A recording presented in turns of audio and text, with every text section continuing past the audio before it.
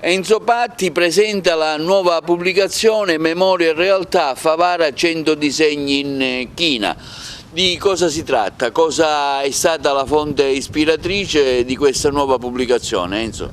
Bene, ma io credo che il titolo dice tutto. Memoria e Realtà si riferisce principalmente al mio paese, che io amo tantissimo, e il libro ospita, diciamo così, 100 disegni, tutti realizzati ad inchiostro di china, che raffigurano il cosiddetto centro storico della mia città. Quindi un percorso, diciamo, assai complesso, perché insomma già il numero lo dice, 100 disegni a china acquarellata per la verità. E quindi la prefazione del libro è a cura di Antonio Patti, che poi è mio fratello, Carmelo Andinoro, Salvatore Di Marco, Antonio Liotta, Giovanni Marchica, Nuccio Mula e Dulcis in Vundo e Diego Romeo.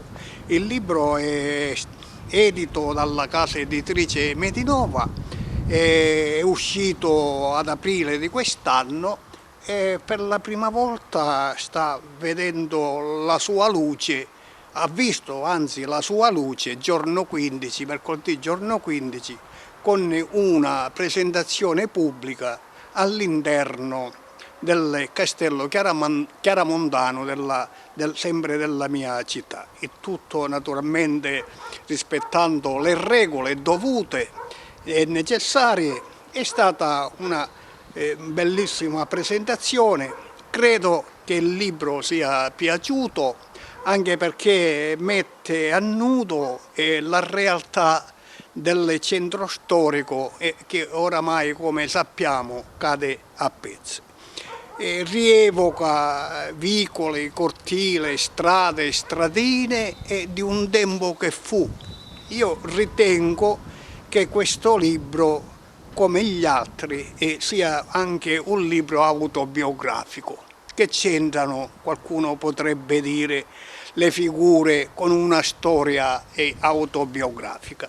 Secondo me c'entra tantissimo, perché essendo io figlio, così almeno mi considero, figlio del centro storico, perché sono nato in una casetta a 2 passi vero, dal mitico campanile della chiesa di San Vito, sempre del mio paese, che tra l'altro questa immagine di San Vito si trova perfino nella copertina del libro, l'ho voluta intercalare come copertina nel libro, anche perché qua ci sono tutti i miei ricordi. Io mi sono battezzato in questa chiesa, una chiesa frequentata dai miei genitori, e in questa casetta, diciamo, praticamente è stata quella che ha scatenato la molla per creare il libro, perché mentre io mi trovavo a spasso per visitare, per fare vedere ai miei discenti della scuola un percorso del centro storico, mi accorgo,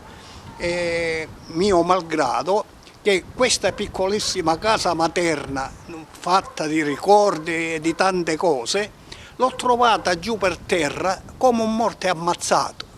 E quindi tutto questo ha scatenato in me questo desiderio di volere dare storia e vita a tutte queste cose, alle case della povera gente come me, d'altronde, perché insomma io sono del 1946 e praticamente sono nato subito dopo la guerra, dove la vita, vero, era tutto in salita, le difficoltà immense.